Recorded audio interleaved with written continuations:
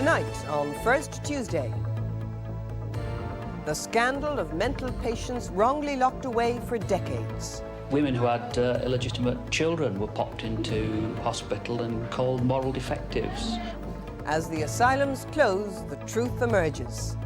I have been in the system for 50 years, but let me tell you, there are many, many more like me.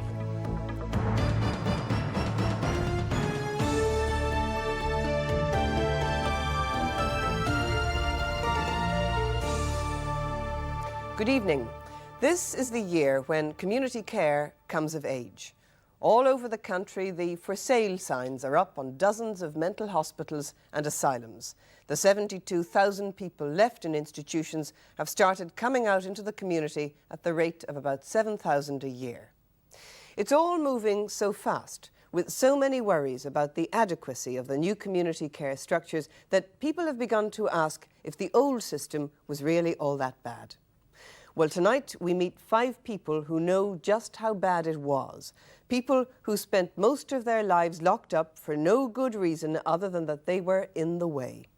Over the last decade, they've emerged from institutions to try to reclaim something from those lost years. The years when they were out of sight, out of mind.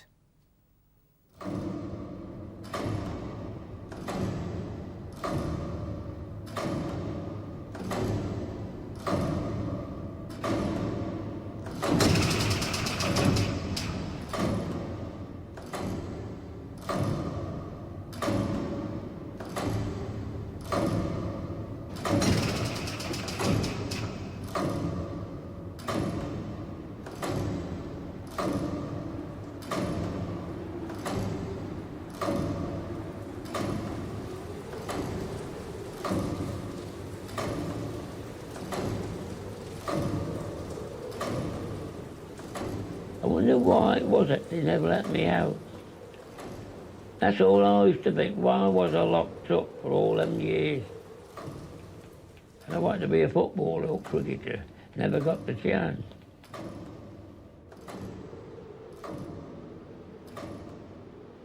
When we were put away, and when I got there and when I seen the nurses, I thought, what am I here for? There's nothing wrong with me. We shouldn't have never been there. Wasn't anything of our fault, like, you know. It was really my dad, really, like, you know, who got put away. But what angers me, and I do get angry, raging and thinking of the power they have to do this to you. The fact that you know it's wrong, but there's no redress. And after all, you are sick.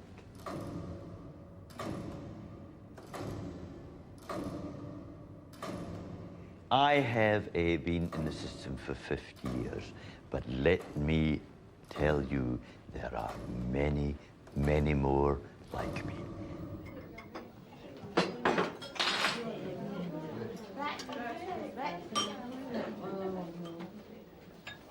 "1993. Our mental hospitals are closing. But turn back the clock and a shocking fact emerges. Thousands of patients should never have been there. We used to look at them on the ward and see how well they were coping and wonder why. What are they doing here? Why have they been in all these years? It was just something that you accepted, just something that happened, and I don't know why we didn't question it. I don't know. Asylums like Stanley Royd in Wakefield are at the end of an era spanning almost 200 years. An era when all sorts of people were defined as mentally deficient and often locked away for lifetimes. Among them were many thousands who suffered no mental illness, but the system didn't notice.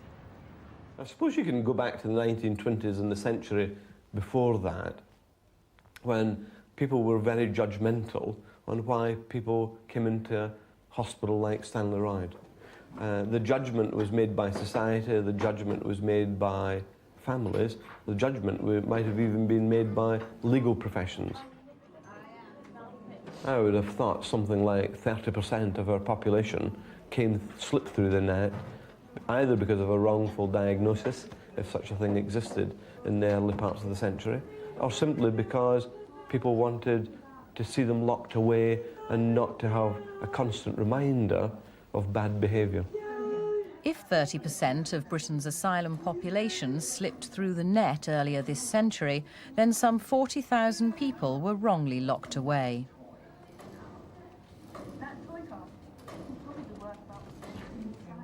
And once they were inside, they were labelled and you were insane. You were in an asylum, therefore you must be insane if you were in an asylum. We can quite easily find endless numbers of people who have spent 5, 10, 20, 30 and more years living in situations that none of us would accept for ourselves. People were in fact popped in to hospitals for all sorts of strange things. Women who had illegitimate children were popped into hospital and called moral defectives. People who had limited ability, people who had physical disabilities, just popped into hospitals and out of sight, out of mind, tended to be forgotten. Tea at the Deaf Club in Leeds. Geoffrey Abbott, who's profoundly deaf, has become a regular helper in the years since he left hospital. Deafness was once a common reason for locking people up. I would think you'd probably find in most of the major, fairly secure hospitals throughout the country, there would be 1 or 2 examples of profoundly deaf people who had found their way in there with no good reason. Martin Smith set about finding people who'd been wrongly locked up. I went to Meadwood Park and said to the medical superintendent, could I please look at the deaf people who are here? The staff in the hospitals broke out from the villas in a very kind of primitive way, people that they thought were deaf. So out came this sort of stream of people who, about 24, 25 people, who the hospital staff thought were deaf, and Geoffrey was one of them. Geoffrey has never had a mental disability. His family sent him to Meanwood Park Mental Hospital in Leeds because they couldn't cope with his deafness. He didn't get out again for 22 years. It was at Meanwood. Why were you there? Oh, well, it wasn't my fault. It was my father signed a paper and put me away. And put me into hospital. He just signed it. Well, this hearing man just put me in hospital, and it was my father's fault. It was my father who was bad. It was wrong. Well, I didn't communicate. I didn't talk to them. It was full of hearing people, and I was, by myself. And there were like warders there with keys that locked things up. And I really had to be quite patient. I think it's a tragedy. I mean, if you look at somebody like Geoffrey with all his skills and his wonderful personality, which has maintained itself through those 22 long years, you can think of so many lives that have been wasted.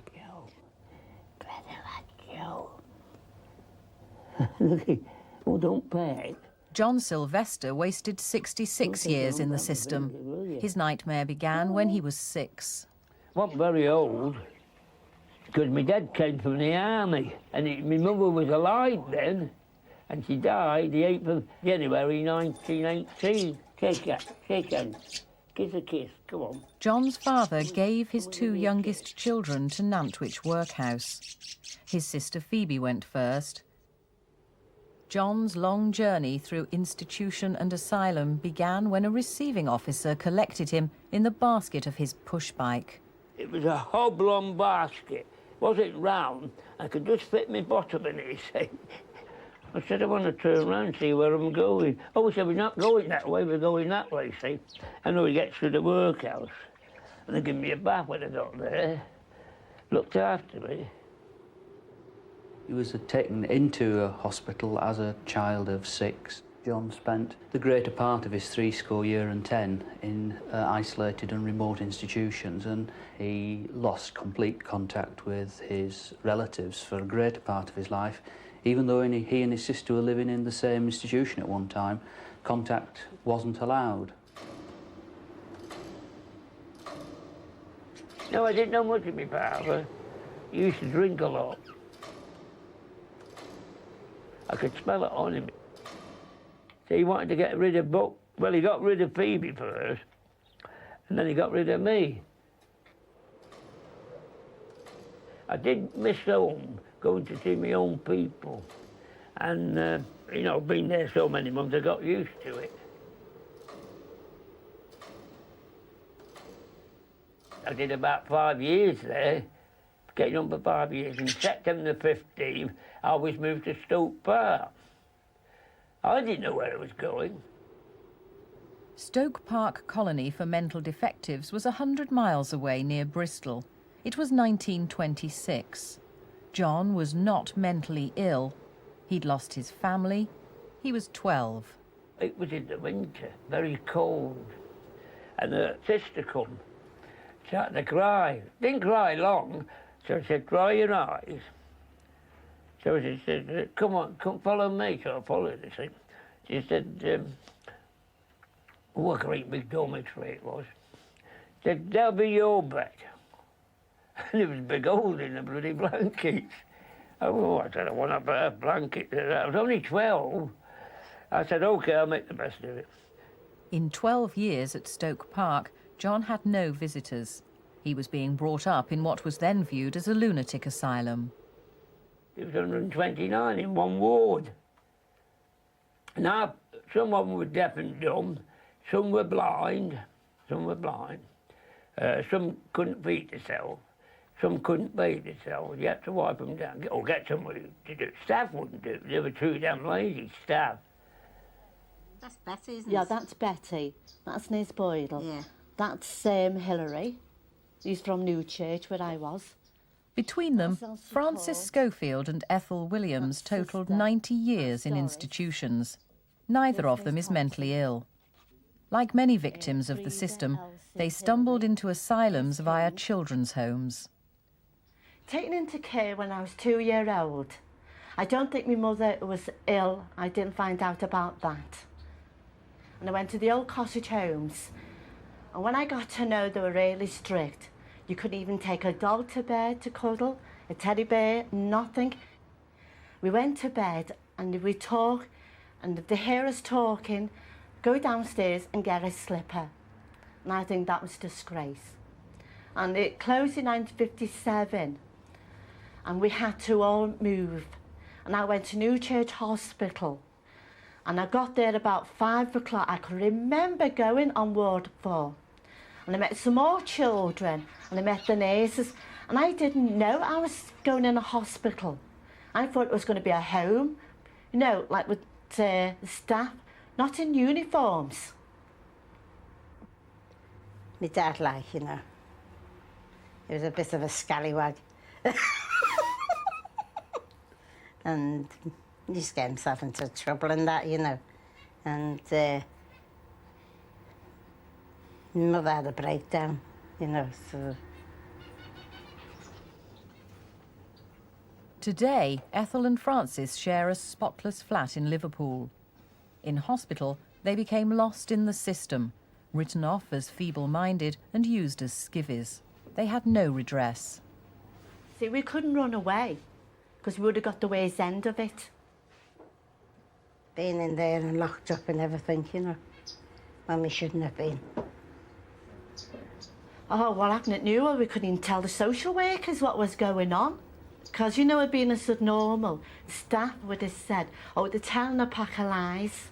For Francis, Brockhall Hospital in the 40s was the worst time. Can you manage, Francis? Well, slacking and slaving all day long. Used to get up 6 o'clock in the morning. There used to be night nurses. They used to come and take you to the wards you worked on. You used to start work 6:30 to 7:30 at night. You used to be cleaning, helping with the disabled. They used to treat the disabled people terrible, you know.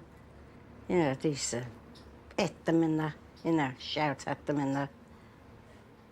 So it used to upset me, and then I used to get myself into trouble. Jimmy Lang was another childhood victim who spent 50 years in the system before a psychiatrist got him out. Well, today I'd be called a hyperactive child. That would be it in a nutshell. And in those days, there was no places, what have you. So the clinic doctor, the school doctor, and a psychiatrist, they sent me to Baldovan Institution for mental deficient boys and girls. Well, actually, I was quite happy. We're going on a train. I mean, 1939, getting on a train and traveling, going to Dundee. Actually, it was like going on holiday. Arriving at Baldovan, we were met by the superintendent and introduced. And the words, I always remember his words, because they were to haunt me for many years to come, was, "Come in, you're going to be very happy here." Jimmy Lang was 9 years old. 60 patients in a dormitory, 30 in some. And I think the most horrific thing, even at that early time in, dare I call it, my career, was one toothbrush for 30 boys. Well, I started absconding because, firstly, I knew I shouldn't be where I was. I knew that I had the qualities, if you care to call it that, of being a member of society.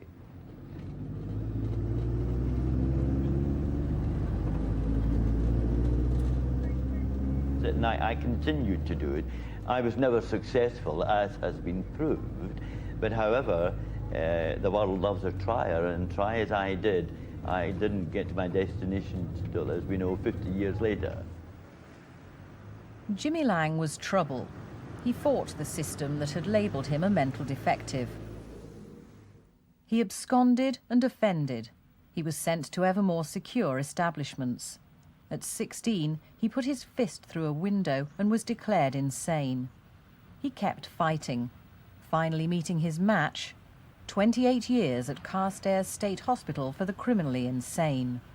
Oh, you had no redress. And in fact, patient was a word wasn't a word they used then, it was inmate. Until you admitted you were ill, they didn't want to know you.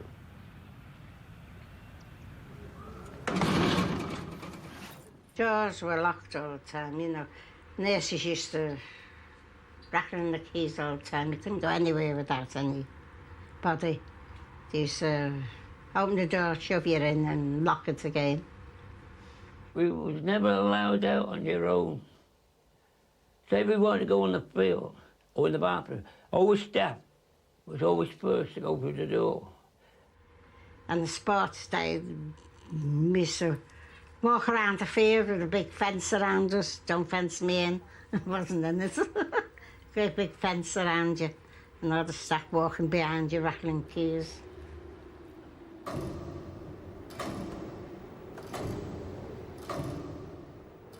Britain's mental hospitals used to be like prisons.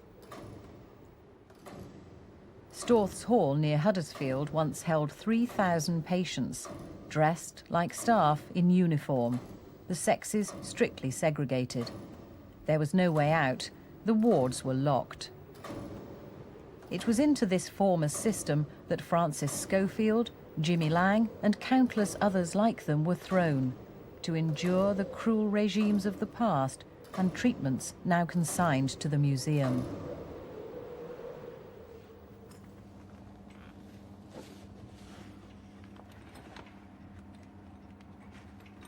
This is a type of straitjacket which would have been used most likely by patients who were working out in the gardens, where they could, with the movement they have with the arms, probably wheel a wheelbarrow. The chief purpose, of course, was to stop patients from escaping, from running away. Well, in those days, they didn't have the tranquilizing drugs that are available today, and therefore they had to use some physical method of restraint. Institutions strip away people's individuality and their personal value. And once you strip away people's value, then you feel free to do all kinds of things to those people that you wouldn't otherwise do. Oh, yes, some of the children, like, you know, they used to rock themselves, you know, and they used to move the chairs, and they used to tie them to the radiators and everything, hot radiators and everything. Many a time I used to be in trouble because I used to let them, you know, undo them. You couldn't say no, and he used to duck your head under the water. And you could, if he said stop, he took you again, so you had to keep your mouth shut, so you had to get him out full of soap. You didn't do what they wanted you to do. They used to put you in a padded room, and you used to stay there with like a straight jacket on you.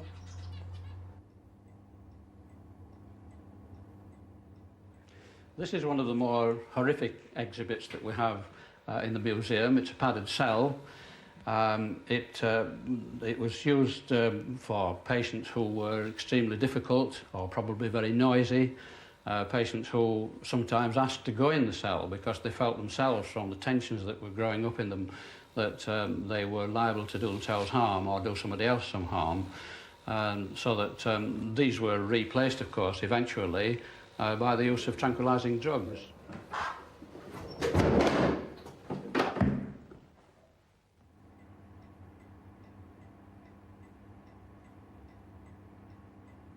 This is an early form of ECT apparatus, electroconvulsive therapy, or electroplexy as it's now called.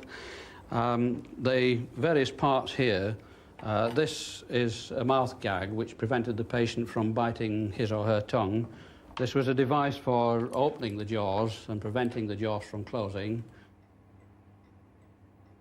And this is the headphone, as it were, or headgear, which was placed around the patient's head, the patient's temple, and the electric current applied, which gave the electroconvulsive therapy.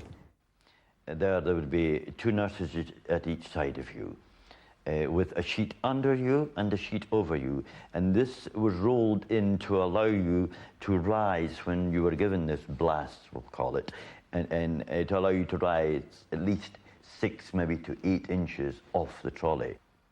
And it's very frightening because you're awakened, don't forget, when you go in. You said there was no pre-meds or anything.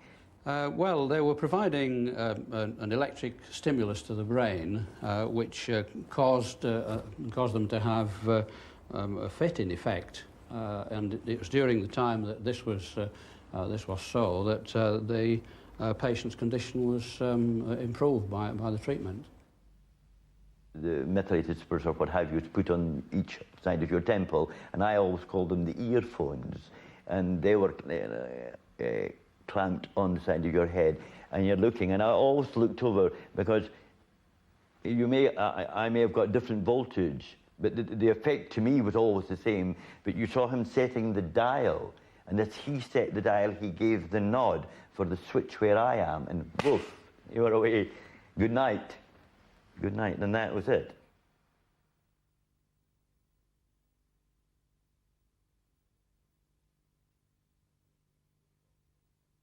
When they gave you your shock and your toes turned up towards you, apparently it was called that. It was a beauty. That was a good one today. All right, love. It was the introduction of drugs that transformed the atmosphere of psychiatric hospitals. Are you all right this morning? Fine, thanks. Today's medication regimes are far more sophisticated than in the early 50s, when much drug use was experimental and devastating. Jimmy Lang was forced to take one of the early heavy tranquilizers. It's sulfonal, it was called, and it was widely used in Gartlock in 1950 and 51. And of course, Jimmy had to get it too. And so I lost the power of my speech. I couldn't walk. It was such a powerful drug. It was, in its own, called a tranquilizer, one of the early tranquilizers. But although I'd lost my speech, again, if I can use a word, I was fortunate. My brain functioned. I knew what was going on. I was aware of my surroundings, and I just couldn't speak. I couldn't get out of bed on my own. you see. And then, again, they reduced it, and I got a speech therapist, and that was back to dog and cat and mat. And what used to infuriate me when in a stage whisper, if you will, isn't Jimmy getting on? It's got through 4 words today. And I used to remember raging inside, furious. How dare they do this, you know? But I got out of it. I came round, you know, and others didn't come round so well because they sat like this for the, you know, vegetated. And it's very easy to vegetate, let me hasten to add. Treatments took their toll, but it was the institutionalisation of the past that did the greatest damage. The thing that suffered most was this denial of individuality and the taking away of decision-making from individuals. And having taken away that capacity to function, we therefore said, you're mentally ill, you cannot function, you must remain within an institution. Follow me, Snow Queen. For John, for Ethel and Francis, for Geoffrey and for Jimmy, time slipped down the decades and took their lives away. The system had not yet started thinking about getting them out.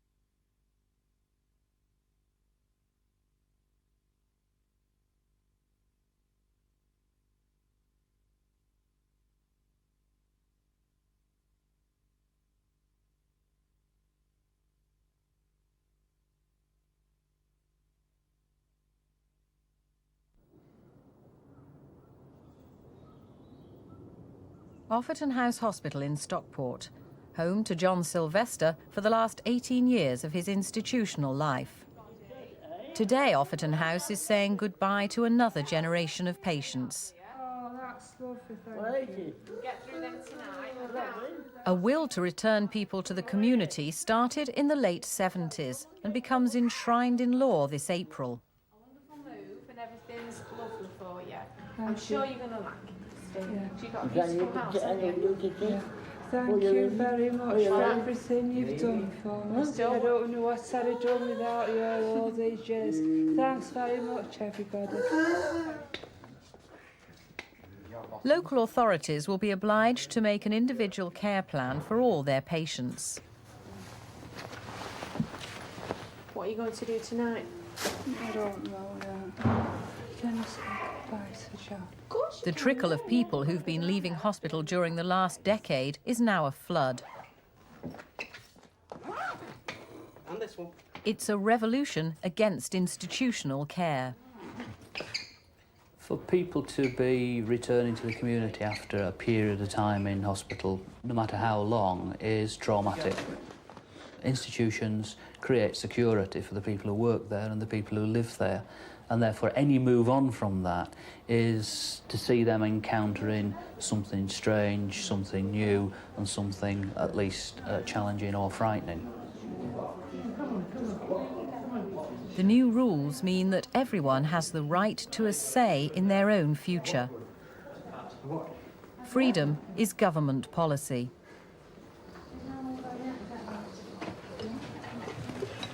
Are you sitting on it? No, you can sit on it. I bet they're all packed nice and neat next door, Hazel. I know, we're going in the minute, Graham, get back.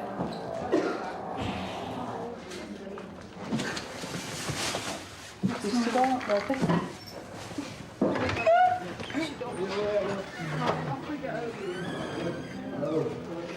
going to take that.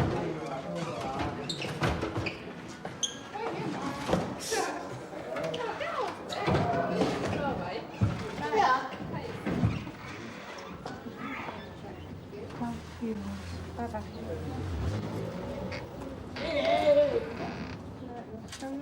But will community care work for everyone?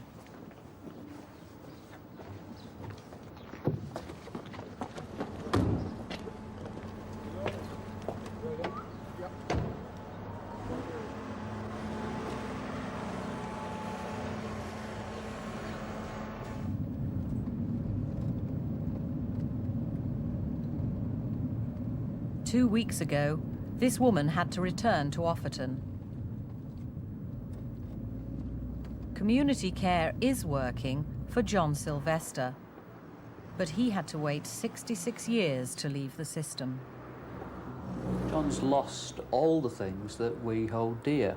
He has never had, until quite recently, a home of his own in which he could feel secure and confident and have control over his own destiny. He's never had a job, and if you don't have a job, you don't have status and standing in our society.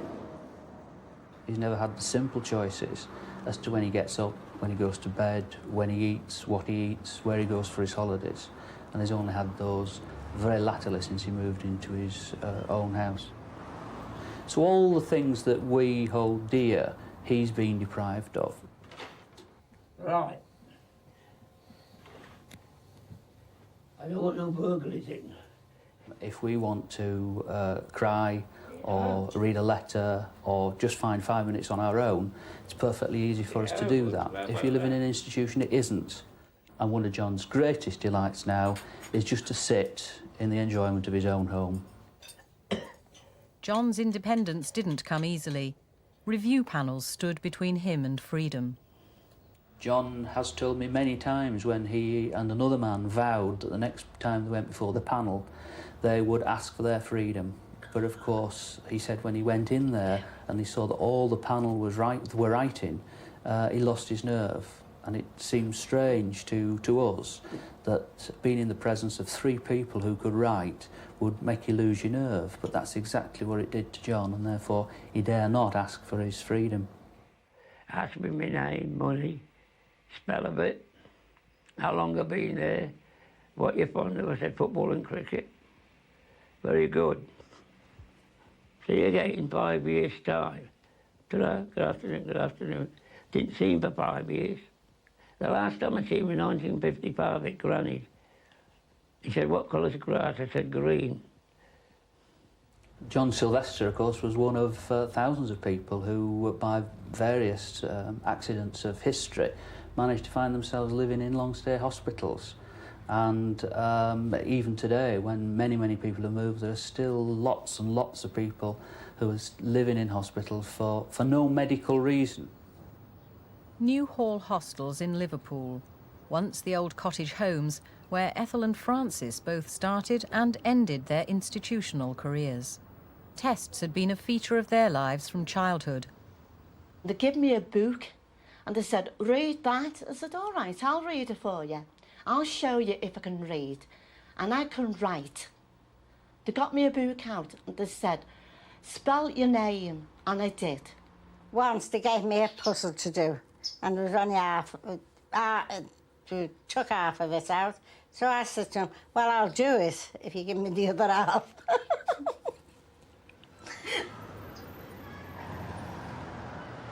Our friends we go and visit, they said that you should never ever been put away.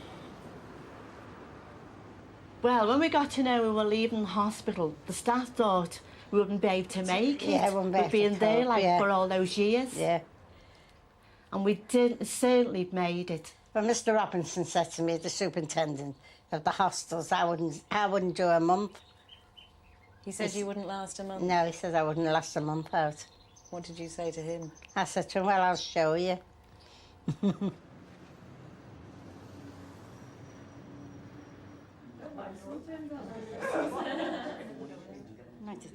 Oh, it's fantastic now, it really is. Like heaven. It is. Your life completely changed. It's a great, it's normal to be, instead of being as it was in those days. Get treated like a baby and everything. It was disgrace. It's nice to have different clothes for each day. And we haven't been used to having them when we was away. Oh, we used to wear the hospital clothes, and dresses were long. We didn't like that. We liked them short when we were young, to show our legs, but that wasn't right. We couldn't do things like that. It'd be nice that, won't it? Get about now, because we couldn't have faced now, could we? Every Monday we'd go down for dancing, and there was boys. When the band used to start playing, used to get up and start dancing. But we had more than 3 dances with the same fella. You've had it. We like music. She's sitting up in bed at night time with her earphones on. All hours in the morning. And I'm giving her a sing-song. I'm set. Yes, number 9. Deep down, I always had the gut feeling somebody would come along. It took 50 years, but I knew somebody would come along and I would be out.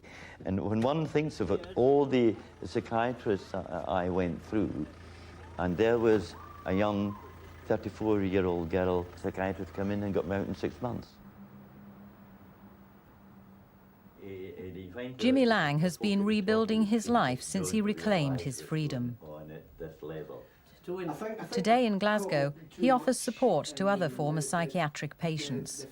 I was in Gatlock here about 40 years ago. I was only in for 6 weeks. I had a nervous breakdown. And it hasn't changed a great deal, Gatlock. There's still, I left sitting down in the ward all day, most of the time all day, sitting down all day. Always waiting for my meal and going to bed at night. That's just looking for me in my bed. And that's still today? That was 4 or 5 years ago. Well, that's the same as it was 20, 30, 40 years ago, Joe. Still the same if you're sitting waiting. Well, we used to wait in a bell in those days. Our lives were run with a bell at 8 in the morning, midday and 5 o'clock at night. Well, I lost my freedom, which is very, very precious, and I know that today. And I appreciate every day I live now. I live each day to the full. And just living, being outside itself is wonderful. For me, it's wonderful. I have met a lot of lovely people who have accepted me for me, not my past. Now, which way? John Sylvester takes his pleasure in everyday chores. But after 66 years in institutions, he needs the support of 2 part-time care workers.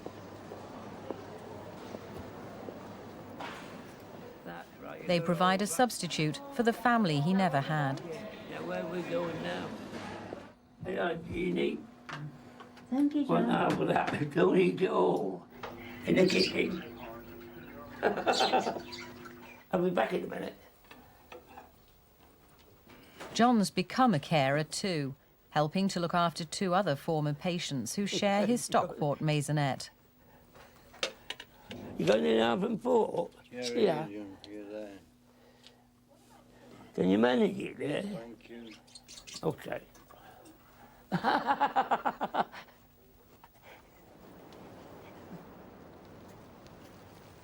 Geoffrey Abbott revisits Meanwood Park with Martin Smith, the man who won his freedom. 22 years of his life disappeared here before his deafness was acknowledged as his only problem. Those 22 years were lost, in fact. It was certainly a sentence which society imposed upon him in a very arbitrary kind of way. That's the right one. It's better. Yes, it's super. It's really very good. Yes, it's super. You like that? It's best.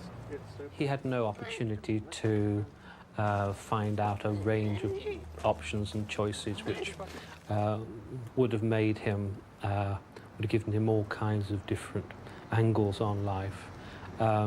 He's so intelligent that he's learnt to manage, but the full opportunities in life were missing to him.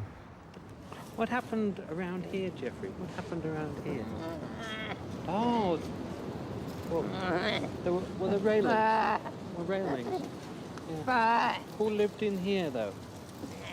Oh, all kinds of very strange people lived in here. They were very disturbed people. Yeah, and they belonged in that house over there. That's Villa 13 over there. Yeah. But were they connected to there? Oh, no, I was in there. We were better in there. Part of Meanwood Park is now closing. Prime real estate up for sale. The proceeds are destined for the community care budget. A successful sale can mean big money towards caring for people leaving institutions.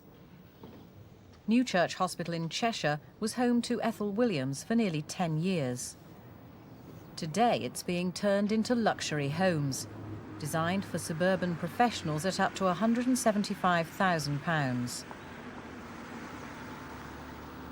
Their new owners are living side by side with the hospital's remaining residents, who won't be leaving until it finally closes later this year. Brock Hall Hospital above Blackburn, where Frances Schofield spent her worst years in the 40s. Last year the hospital closed. Its fate is undecided. Nantwich Workhouse, where John Sylvester began his long life in institutions, is now a building site. A private hospital will soon be followed by a supermarket. Sainsbury's paid nearly £4 million for their plot. But in a recession, who's going to buy Huddersfield's Stores Hall on 600 acres of isolated moorland, closed in 1991? If unwanted hospitals don't sell, the community care budget will suffer. And Stanley Royd in Wakefield, one of the nation's first asylums, built in 1820. At its height, it housed 2,800 patients. Today, there are 300. Soon, there will be none. Tremendous wrongs were done, and I think we now acknowledge that because of the impetus that there now is to change the way that we provide care.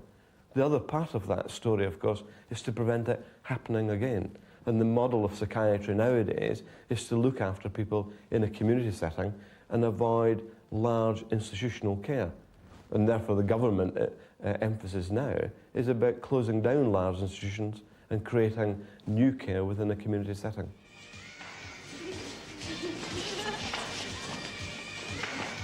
I mean, people think about rehabilitation and think it's an easy option. In fact, it's not, it's quite difficult.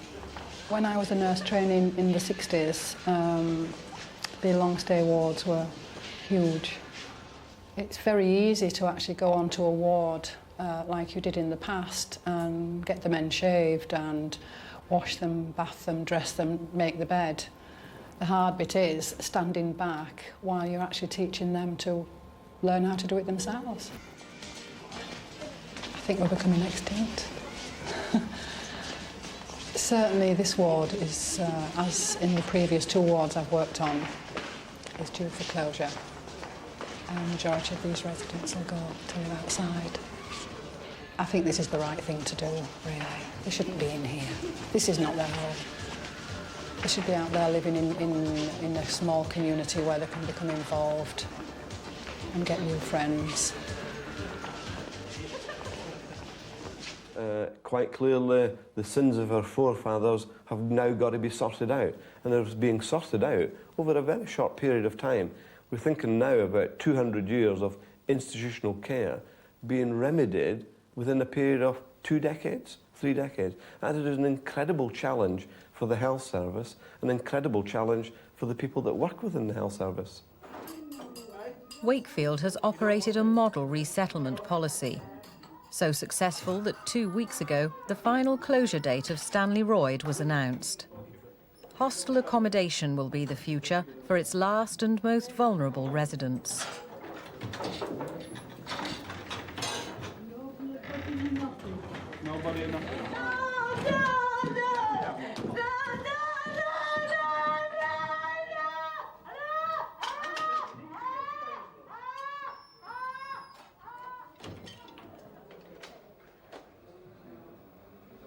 At Offerton House, the next wave of patients receive survival lessons for life in the community. A little place in the middle of a big main road.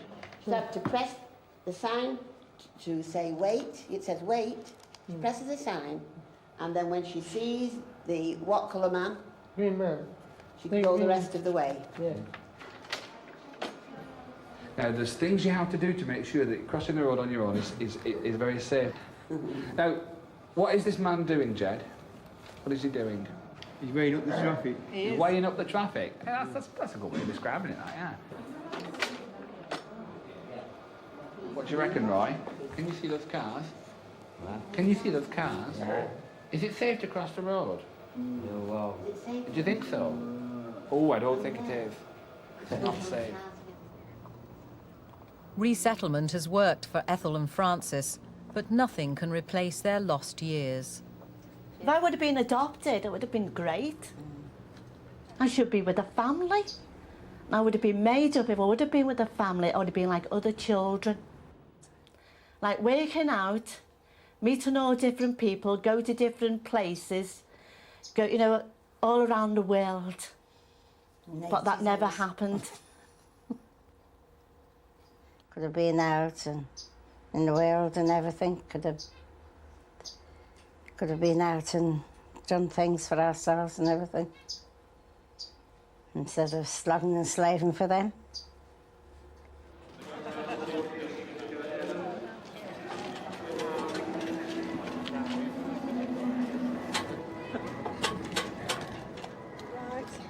John was always, and still is, very interested in sport and was a man who had some considerable abilities, particularly in football, but also in cricket, to the extent that he always played for the hospital teams wherever he lived and had some aspirations for that to be part of his career. However, that was never to be.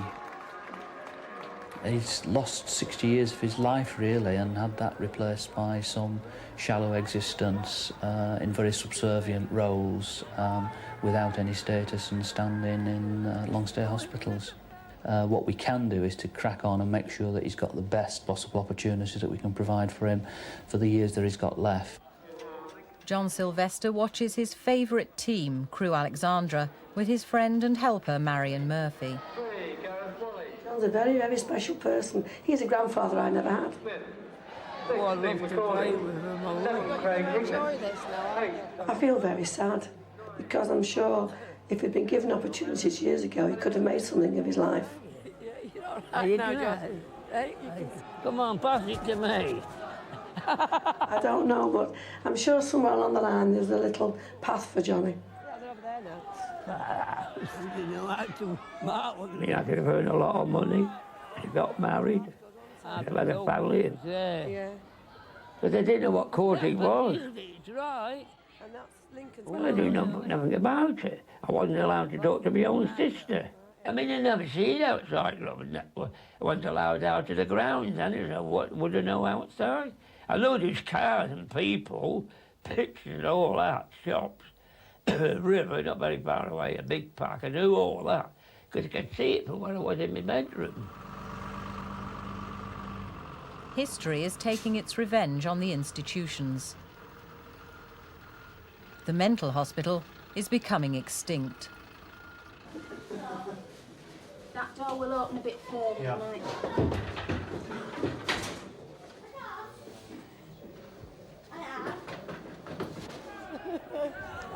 Go. Look at that for a kick.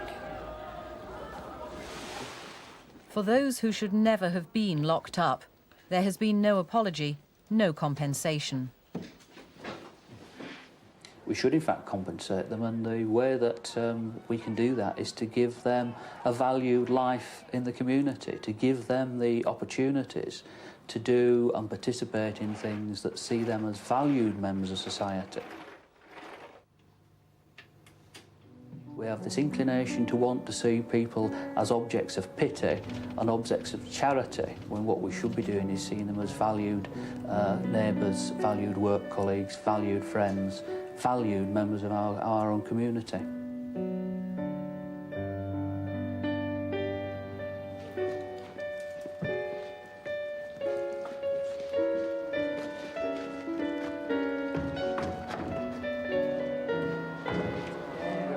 I'd rock the plate.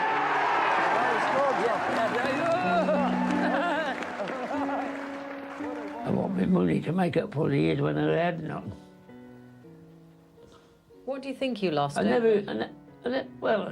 be honest, that was part of my life, didn't I? Well, you can't put them years back now, can I?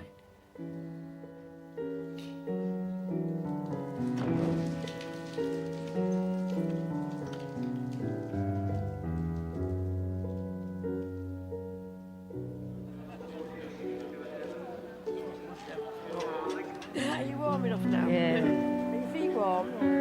I'm not worried about my feet.